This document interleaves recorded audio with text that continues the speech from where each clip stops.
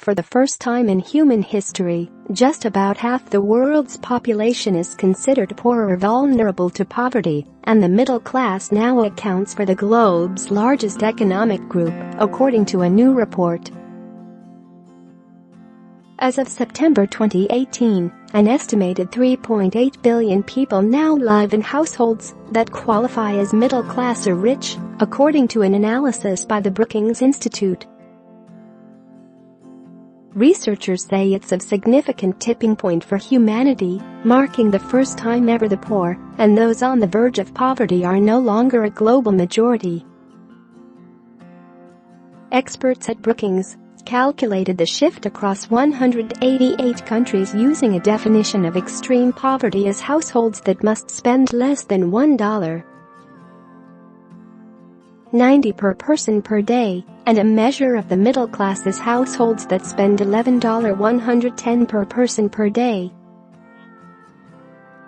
Vulnerable households are those who fall between poverty and middle class and are generally considered at risk of falling into poverty, while the rich are at top of income distribution levels.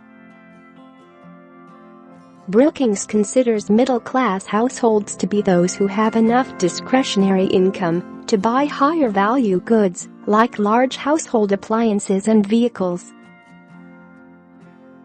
Share this article. Share they can afford to go to movies or indulge in other forms of entertainment, the report said. They may take vacations, and they are reasonably confident that they and their family can weather an economic shock, like illness or a spell of unemployment, without falling back into extreme poverty. The middle class are on track to reach 4 billion people worldwide by the end of 2020 and 3 billion by 2030. The majority of people newly entering the middle class live in Asia, with nearly 9 in 10 of the next billion middle-class consumers living in that part of the world, spread between China, India and South and Southeast Asia.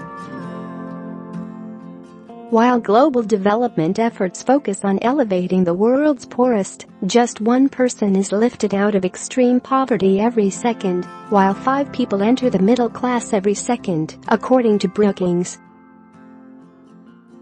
This is important because the middle class is the engine that drives demand in the global economy, and governments listen when the middle class makes demands.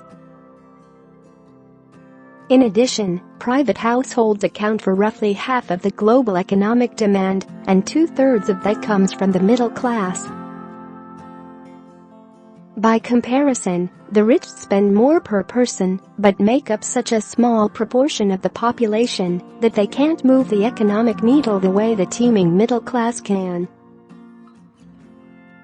Ultimately, a growing middle class means a stronger global economy and a larger population to be targeted by businesses around the world.